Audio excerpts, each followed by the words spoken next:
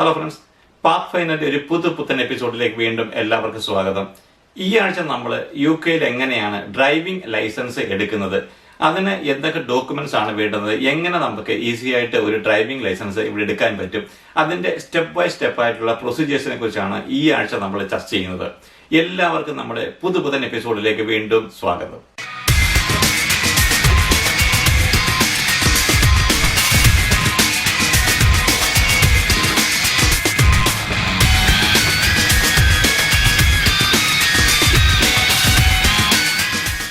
UK driving licence എടുക്കുന്നതിനെ കുറിച്ച് പറയുകയാണെങ്കിൽ അത് 3 സ്റ്റെപ്പുകളാണ് മെയിൻ ആയിട്ടുള്ളത്. ഒന്നാമത്തെ സ്റ്റെപ്പ് എന്ന് പറഞ്ഞു കഴിഞ്ഞാൽ നമ്മൾ പ്രൊവിഷണൽ ലൈസൻസ് എടുക്കുക എന്നുള്ളത്. അത് കഴിഞ്ഞാൽ നമ്മൾ തിയറി ടെസ്റ്റ് പാസ്സാകണം. പിന്നെ മൂന്നാമത്തേതാണ് നമ്മളുടെ പ്രാക്ടിക്കൽ ടെസ്റ്റ്. അപ്പൊ ഈ 3 കടമ്പകൾ കടന്നെങ്കിൽ മാത്രമേ നമുക്ക് ഇവിടെ ഒരു വണ്ടി ഓടിക്കാനായിട്ട് സാധിക്കത്തുള്ളൂ. നമ്മൾ ഇന്ത്യയിൽ നിന്ന് വരുന്ന ഒരാളാണെന്നുണ്ടെങ്കിൽ മെയിനായിട്ട് പറഞ്ഞു കഴിഞ്ഞാൽ നിങ്ങൾ അവിടുന്ന് വരുമ്പോൾ ഡ്രൈവിംഗ് പഠിച്ചിട്ട് വരിക എന്നുള്ളത് ഇപ്പോൾ ഒരു മസ്റ്റാണ്. കാരണം എന്താണെന്ന് വെച്ച് കഴിഞ്ഞാൽ ഇപ്പോൾ ഇതുപോലുള്ള രാജ്യങ്ങളിൽ വരുമ്പോൾ നമുക്ക് ഡ്രൈവിംഗ് അറിയത്തില്ല എന്നുണ്ടെങ്കിൽ ഇവിടെ വന്നു കഴിഞ്ഞാൽ നല്ല ബുദ്ധിമുട്ടായിരിക്കും.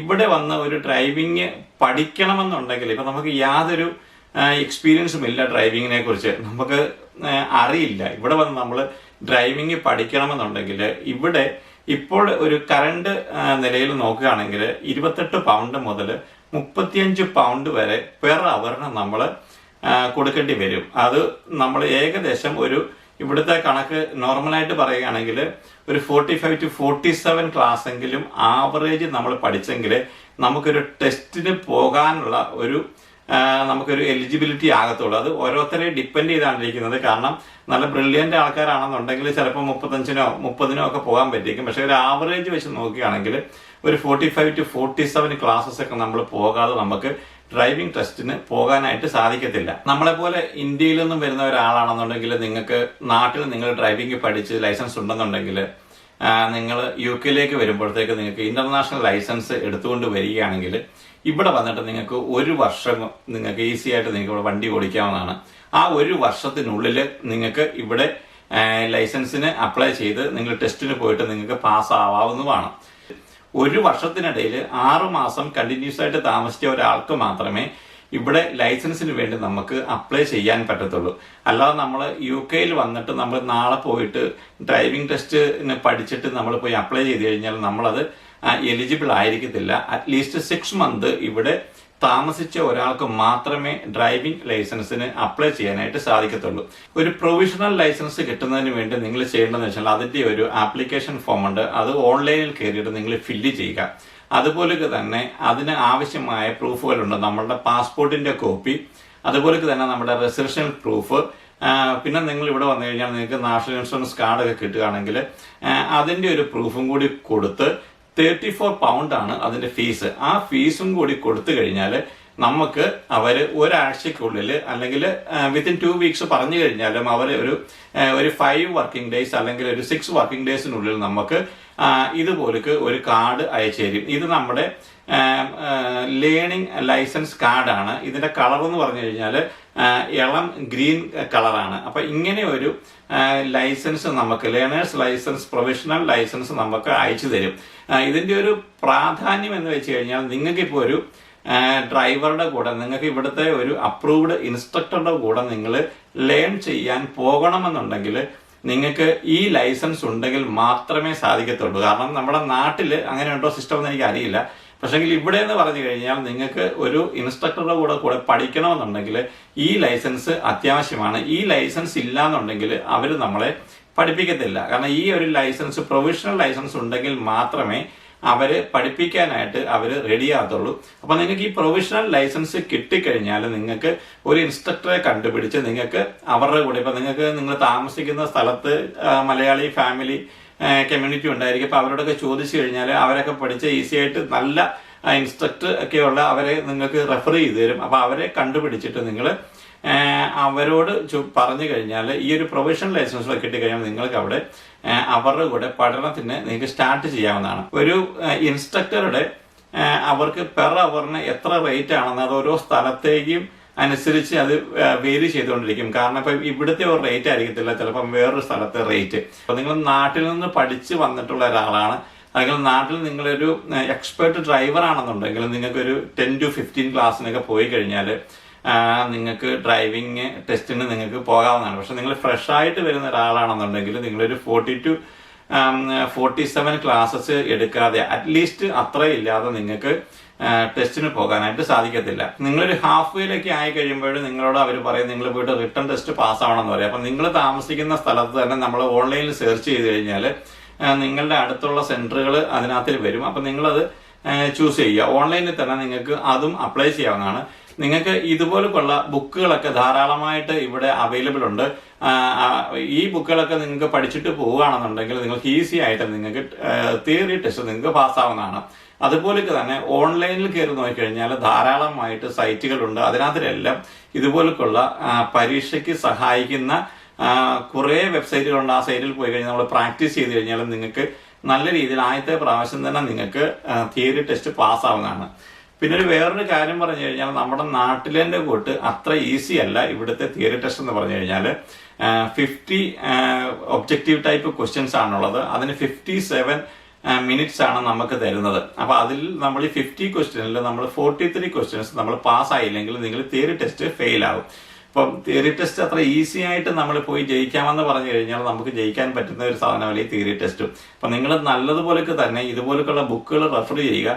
അതുപോലൊക്കെ നിങ്ങൾ ഓൺലൈനിൽ കയറിയിട്ട് ഇതുപോലുള്ള ക്വസ്റ്റ്യനർ ഉണ്ട്. ആ ക്വസ്റ്റ്യൻസ് മുഴുവൻ ആൻസർ ചെയ്ത് കുറെ എക്സാംസ് നിങ്ങൾ പ്രാക്ടീസ് ചെയ്ത് നിങ്ങൾ കഴിഞ്ഞിട്ട് വേണം നിങ്ങൾ കുറെ നിങ്ങൾ പ്രാക്ടീസ് ചെയ്യുമ്പോൾ നിങ്ങൾക്ക് തന്നെ മനസ്സിലാവും. ഇപ്പോൾ 50 ചെയ്ത് കഴിയുമ്പോൾ ചിലപ്പോൾ 45, 48, 49 കിട്ടും എന്നുള്ളൊരവസ്ഥ വരുമ്പോൾ മാത്രം നിങ്ങൾ ടെസ്റ്റിന് ബുക്ക് ചെയ്യുക.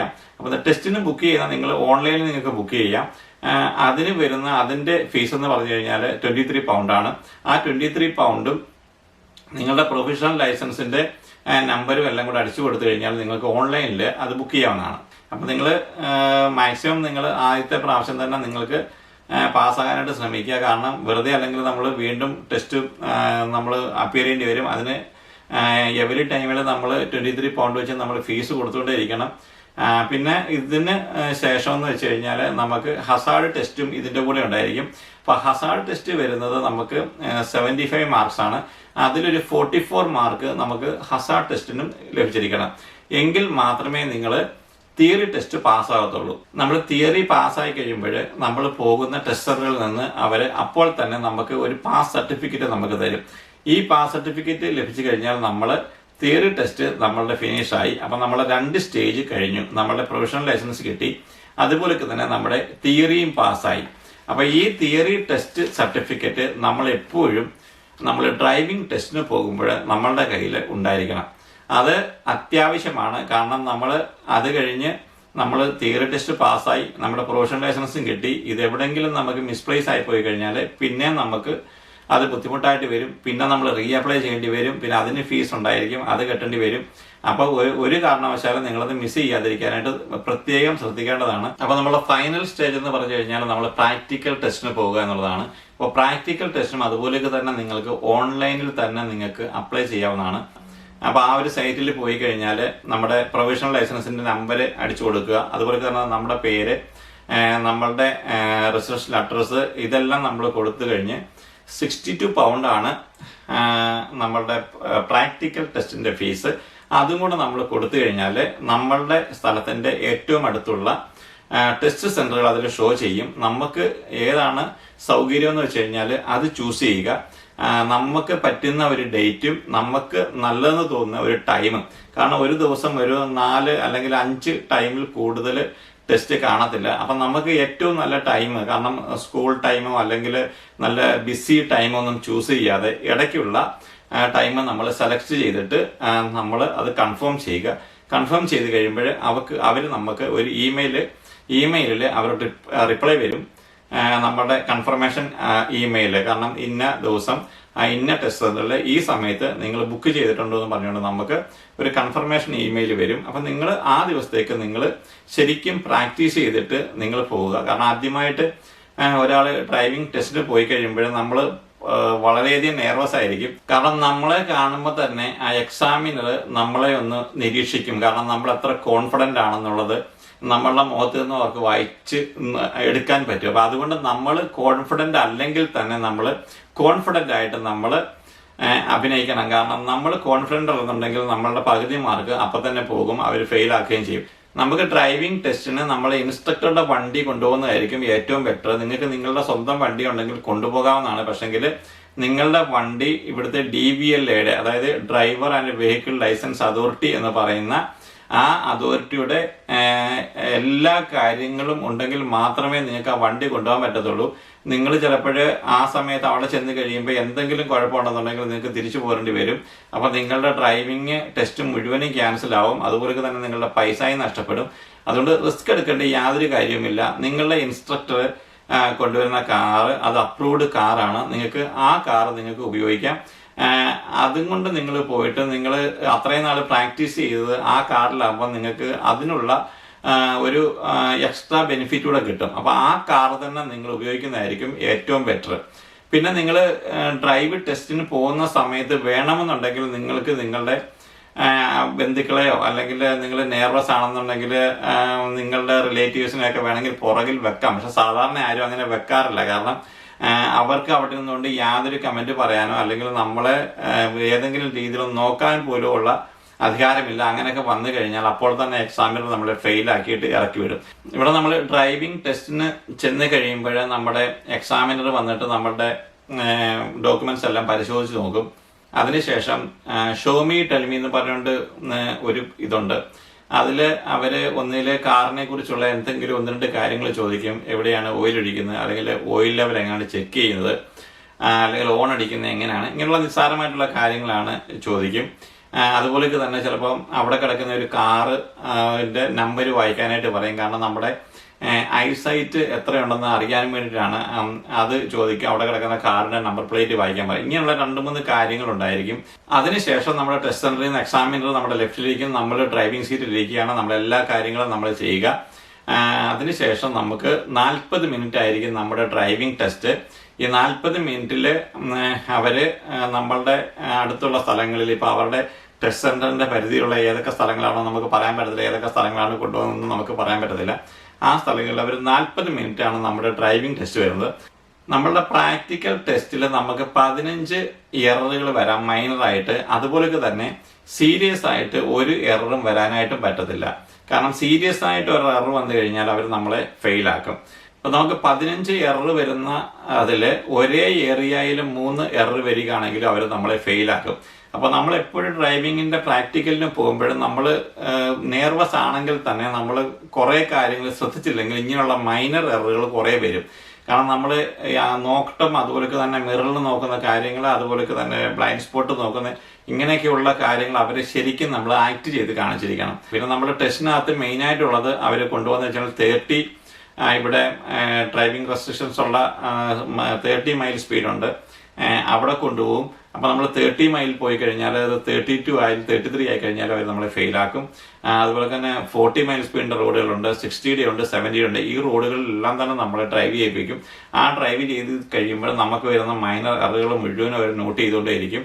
അത് അവസാനം നമ്മൾ ടെസ്റ്റ് ചെയ്ത് കഴിയുമ്പോൾ നമ്മൾ പാസ്സായെങ്കിലും ഫെയിലായെങ്കിലും നമുക്ക് ഇതുപോലുള്ള ഒരു ഷീറ്റിനകത്താണ് അവർ ആ മൈനർ എററും സീരിയസ് എററും എല്ലാം അവർ നോട്ട് ചെയ്തുകൊണ്ടേയിരിക്കും. ഇപ്പം അവസാനം നമ്മൾ പാസ്സായാലും ഫെയിലായാലും അവസാനം ഈ ഒരു ഷീറ്റ് നമുക്ക് തരും. അപ്പം നമുക്ക് എത്ര മൈനർ എറർ വന്നു അല്ലെങ്കിൽ നമുക്ക് എത്ര സീരിയസ് എറർ വന്നു എന്നുള്ളതെല്ലാം നോട്ട് ചെയ്യും ഈ പേപ്പറിനകത്ത്. ഈ പേപ്പർ നമുക്ക് അവസാനം തരും.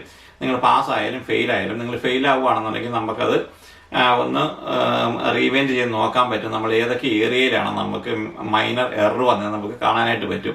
അപ്പോൾ ഇതുകൊണ്ട് നമുക്ക് വീട്ടിൽ വരാവുന്നതാണ്. ഇപ്പോൾ നിങ്ങളുടെ 40 മിനിറ്റിൽ നിങ്ങളുടെ ഡ്രൈവിങ് കഴിഞ്ഞു, നമ്മൾ തിരിച്ചു വന്നു, നമ്മളുടെ എല്ലാം തന്നെ നമ്മുടേത് ഡ്രൈവിങ് ഓക്കെ ആയിരുന്നു. നമുക്ക് ഒരു 5 അല്ലെങ്കിൽ 6 മൈനർ എറർ മാത്രമേ വന്നുള്ളൂ, സീരിയസ് എററുകൾ ഒന്നും വന്നില്ല. അതുപോലെ തന്നെ 2-3 മെനൂറുകൾ ഉണ്ടായിരിക്കും.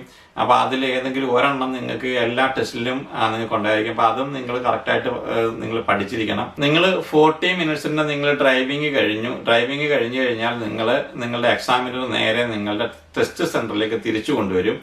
അത് കഴിഞ്ഞതിന് ശേഷം അവിടെ വന്നതിന് ശേഷം അദ്ദേഹം നിങ്ങളോട് പറയും നിങ്ങൾ പാസ്സായോ ഫെയിലായോ എന്ന്.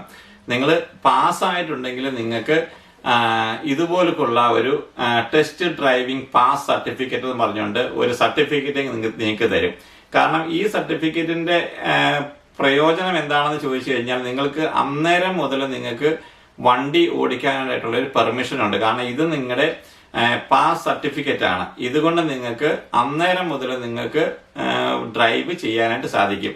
അതിനുശേഷം ആ എക്സാമിനർ തന്നെ നിങ്ങളുടെ ഡീറ്റെയിൽസ് DVSAക്ക് അയച്ചു കൊടുക്കും. അവിടുന്ന് നിങ്ങൾക്ക് വിത്തിൻ 2 വീക്സ്, ചിലപ്പോൾ ഒരു 6 days 7 daysനുള്ളിൽ നമുക്ക് നമ്മളുടെ ലൈസൻസ്, ഒറിജിനൽ ലൈസൻസ് നമുക്ക് ലഭിക്കും. ഈ ഒറിജിനൽ ലൈസൻസ് ലഭിച്ചു കഴിയുമ്പോൾ ഇതുപോലുള്ള ഒരു ഫോട്ടോ കാർഡ് ലൈസൻസ് ആയിരിക്കും ലഭിക്കുന്നത്. ഒരു പിങ്ക് കളറാണ് ഇതിന് വരുന്നത്, മറ്റേതിന് ഗ്രീൻ കളറായിരുന്നു ലേണിങ്ങിന്റെ വരുന്നത്.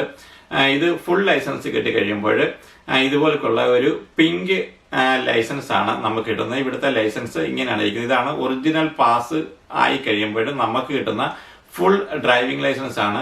ഇതിന്റെ ബാക്കിലായിട്ട് എല്ലാ ഡീറ്റെയിൽസും ഇതിൽ എഴുതിയിട്ടുണ്ട്. നമ്മുടെ പേര്, നമ്മുടെ പ്രായം, അതുപോലെ തന്നെ നമ്മുടെ അഡ്രസ്സ്, ഇത് ഏതൊക്കെ വെഹിക്കിൾസ് ആണ് ഇതിൽ കൊണ്ട് ഓടിക്കാൻ പറ്റുന്നത്, നമ്മളുടെ സിഗ്നേച്ചർ, ഇതെല്ലാം തന്നെ ഇതിനകത്തിൽ ഇൻക്ലൂഡ് ചെയ്തിട്ടുണ്ട്. അതുപോലെ തന്നെ ഈ കാര്യങ്ങൾ മുഴുവനും ഇവിടുത്തെ DVLA നമ്മുടെ എല്ലാ കാര്യങ്ങളും അവിടെ ഉണ്ടായിരിക്കും. അപ്പം നമ്മൾ എന്ത് എറർ എവിടെ കാണിച്ചു കഴിഞ്ഞാലും അപ്പോൾ തന്നെ അവർ നമ്മളെ പൊക്കുകയും ചെയ്യും. കാരണം നാട്ടിലോട്ടൊന്നും ഒരു കാര്യങ്ങളും ഇവിടെ നടക്കത്തില്ല. നമ്മുടെ ഡീറ്റെയിൽസ് മുഴുവനും ഇവിടെ ഉണ്ടായിരിക്കും. അപ്പോൾ നമ്മുടെ ഡ്രൈവിംഗ് ടെസ്റ്റ് കഴിഞ്ഞു വന്നു, നമ്മൾ പാസ്സായി കഴിഞ്ഞാൽ നമുക്ക് അന്നേരം തന്നെ ഒരു സർട്ടിഫിക്കറ്റ് തന്നു. അന്ന് മുതൽ നമുക്ക് ഓടിക്കാവുന്നതാണ്. അപ്പൊ ഇതാണ് ഇവിടുത്തെ ഡ്രൈവിംഗ് ലൈസൻസിന്റെ പ്രൊസീജിയേഴ്സ്. ഈ 3 കാര്യങ്ങളാണ് നമ്മൾ മെയിനായിട്ട് നോക്കുന്നത്. നമ്മൾ പ്രൊഫഷണൽ ലൈസൻസ് എടുക്കുക, അതുപോലെ തന്നെ തിയറി ടെസ്റ്റ് പാസ്സാകുക, ഫൈനലി നമ്മൾ പ്രാക്ടിക്കൽ ടെസ്റ്റ് പാസ്സാകുക എന്നുള്ളതാണ്. പിന്നെ ഇവിടെ നമ്മൾ കാറ് ഡ്രൈവിംഗ് പഠിക്കുമ്പോൾ നമ്മൾ പ്രത്യേകമായിട്ട് അറിയേണ്ട ഒരു കാര്യമുണ്ട്. നമ്മൾ ഓട്ടോമാറ്റിക്കായി പഠിച്ച് പാസ്സായി കഴിഞ്ഞാൽ നമുക്ക് മാനുവൽ കാറ് ഓടിക്കാനായിട്ട് പറ്റത്തില്ല. അതുകൊണ്ട് നിങ്ങൾ മാക്സിമം നിങ്ങൾ പഠിക്കുമ്പോൾ നിങ്ങൾ മാനുവൽ കാറ് പഠിക്കാനായിട്ട് നിങ്ങൾ ശ്രദ്ധിക്കുക. കാരണം മാനുവൽ നിങ്ങൾ പഠിച്ചു കഴിഞ്ഞാൽ നിങ്ങൾക്ക് ഫുൾ ലൈസൻസ് കിട്ടും. അപ്പം നിങ്ങൾക്ക് ഓട്ടോമാറ്റിക് വേണമെങ്കിൽ ഓടിക്കാം. പക്ഷേ ഓട്ടോമാറ്റിക് നിങ്ങൾ പഠിച്ചു കഴിഞ്ഞാൽ ഓട്ടോമാറ്റിക് ലൈസൻസ് മാത്രമാണ് കിട്ടുന്നത്. ഓട്ടോമാറ്റിക്കിന്റെ ലൈസൻസ് കിട്ടിക്കഴിഞ്ഞാൽ നിങ്ങൾക്ക് മാനുവൽ കാറ് ഓടിക്കാനായിട്ട് പറ്റത്തില്ല. മാത്രമല്ല, നിങ്ങൾ ഓട്ടോമാറ്റിക് പഠിക്കുമ്പോൾ എപ്പോഴും ഒരു 2 പൗണ്ട് 3 പൗണ്ട് കൂടുതലായിരിക്കും പെർ ക്ലാസ്സിന്. അതുപോലെ തന്നെ ഓട്ടോമാറ്റിക് വണ്ടിക്കും നിങ്ങൾക്കറിയാം, നമ്മുടെ നാട്ടിലാണെങ്കിലും അതിന് വില കൂടുതലാണ്. ഇവിടെയും ഓട്ടോമാറ്റിക് വണ്ടിക്ക് വില കൂടുതലാണ്. അപ്പൊ എല്ലാം കൊണ്ടും നല്ലത് പഠിച്ചെടുക്കാൻ കുറച്ച് ടഫാണെങ്കിൽ തന്നെ നിങ്ങൾ മാനുവലി പഠിക്കുന്നതായിരിക്കും ഏറ്റവും ബെറ്റർ. പിന്നെ ഇവിടെ UK-യിലെ ഒരു ഡ്രൈവിംഗ് ലൈസൻസ് പാസ്സാകുന്നതിനുള്ള മിനിമം പ്രായം 17 വയസ്സാണ്.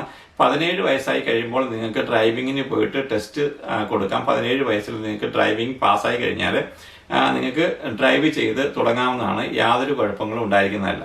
അപ്പൊ ഇത്രയും കാര്യങ്ങളാണ് UK-യിൽ ഡ്രൈവിംഗ് ലൈസൻസ് എടുക്കുന്നതിനെ കുറിച്ച് പറയാനുള്ളത്. നിങ്ങൾക്ക് ഒരു ഐഡിയ കിട്ടിക്കാണുമെന്ന് വിചാരിക്കുന്നു.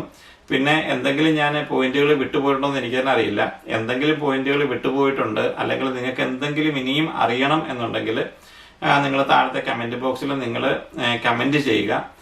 നിങ്ങൾക്ക് ഈ വീഡിയോ ഉപകാരപ്പെട്ട് കാണുമെന്ന് വിചാരിക്കുന്നു. നിങ്ങൾക്ക് ഉപകാരപ്പെട്ടെങ്കിൽ നിങ്ങൾ തീർച്ചയായിട്ടും നമ്മൾ എന്നും പറയുന്ന പോലെ തന്നെ താഴെ കാണുന്ന ചുവന്ന സബ്സ്ക്രൈബ് ബട്ടൺ ക്ലിക്ക് ചെയ്ത് സബ്സ്ക്രൈബ് ചെയ്യുക. അതുപോലെ തന്നെ അതിന്റെ തൊട്ടടുത്തുള്ള കുഞ്ഞു ബെല്ലൈക്കണും കൂടി ക്ലിക്ക് ചെയ്ത് എനേബിൾ ആക്കുമ്പോൾ നമ്മൾ അപ്ലോഡ് ചെയ്യുന്ന ഇതുപോലുള്ള വീഡിയോയുടെ നോട്ടിഫിക്കേഷൻ നിങ്ങൾ അപ്പോൾ തന്നെ നിങ്ങൾക്ക് നിങ്ങളുടെ മൊബൈലിൽ നോട്ടിഫിക്കേഷൻ ആയിട്ട് ലഭിക്കും. അപ്പോൾ നിങ്ങൾക്കത് കാണാവുന്നതാണ്. അപ്പോൾ അടുത്ത ആഴ്ച നമ്മൾ വേറൊരു വ്യത്യസ്തമായ ഒരു വീഡിയോ ആയിട്ട് വരുന്നത് വരെ എല്ലാവർക്കും നന്ദി, നമസ്കാരം.